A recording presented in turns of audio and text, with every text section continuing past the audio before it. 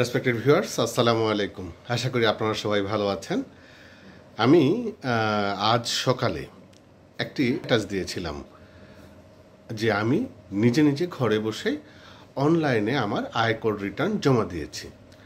তো এই ভিডিও দেওয়ার পরে অনেক ভাই আমাকে বলছেন যে যদি কষ্ট করে একটু ভিডিও দিতেন যে কিভাবে আমরা নিজেরাই ঘরে বসে আয়কর রিটার্ন জমা দিতে পারবো, তাহলে আমরা খুব উপকৃত হতাম। তো সে আলোকেই এই ভিডিওটা করা।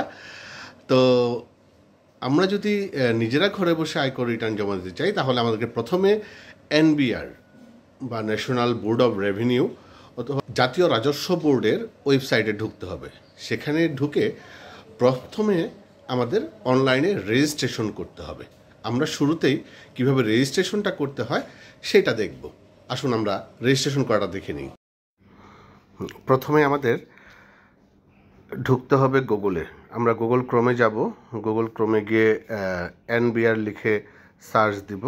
সার্চ দিলেই আমাদের একটা পেজ চলে আসবে। এনবিআর পেজে আমরা ঢুকে যাব। আমরা যদি মোবাইল দিয়ে করি তাহলে আমরা এইভাবে স্ক্রল করে নিচে নেমে ই-টিন এবং ই-রিটার্নে ক্লিক করব। ক্লিক করার পরে আমাদের সামনে একটা পেজ ভেসে আসবে। সেখান থেকে আমরা দেখতে পাচ্ছি home, log in, register, forgot password, third party tin verification, return verify. এখানে আমরা রেজিস্ট্রেশন করার জন্য রেজিস্ট্রেশনে ক্লিক করব। এখানে দেখেন যে প্রথমে আছে ইউজার আইডি। আমরা একটি কমপক্ষে 6টি ক্যারেক্টারের একটা ইউজার আইডি দিব। দেন আমরা একটা পাসওয়ার্ড দিব। পাসওয়ার্ডটা অবশ্যই 8টি ক্যারেক্টারের হতে হবে। সেখানে একটি অক্ষর, একটি গাণিতিক সংখ্যা, একটি চিহ্ন, সাংকেতিক চিহ্ন অবশ্যই থাকতে হবে 8টির মধ্যে।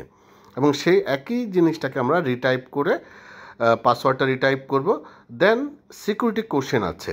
আমরা সিকিউরিটি কোশ্চেনে এখানে দেখেন অনেকগুলো অপশন আছে। What is the name of your village, what is the name of your favourite teacher, what is the name of your pets name, ইত্যাদি ইত্যাদি অনেক ধরনের কোশ্চেন আছে। Childhood nickname. তো এখান থেকে যেটা আমার ভালো লাগে আমরা বা মনে রাখতে সহজ সেটা আমরা এখানে ক্লিক করব এবং অ্যান্সারটা এখানে আমরা টাইপ করে দিব। দেন কান্ট্রি বাংলাদেশ, মোবাইল নাম্বারটা, যে মোবাইল নাম্বারে আমার সিকিউরিটি কোড আসবে সেই মোবাইল নাম্বারটা, অর্থাৎ এমন মোবাইল নাম্বার দেওয়া উচিত যেটা একান্ত ব্যক্তিগত। অনেক ক্ষেত্রে আছে আমরা অফিসের নাম্বার ইউজ করি, সেটা কিন্তু একজনের কাছ থেকে হাত বদল হয়ে যায়। আমার কাছে মনে হয় ওই ধরনের নাম্বার না দেওয়াটাই বুদ্ধিমানের কাজ।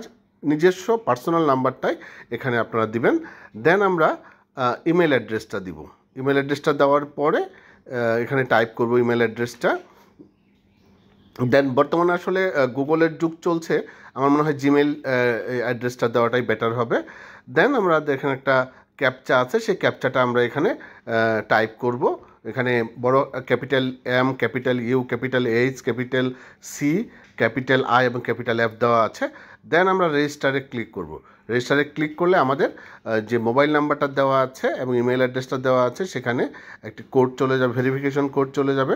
সেই ভেরিফিকেশন কোডটা আমরা লিখলেই আমাদের রেজিস্ট্রেশনটা কমপ্লিট হয়ে যাবে। আপাতত এই পর্যন্তই। ভালো থাকবেন সবাই। আসসালামু আলাইকুম।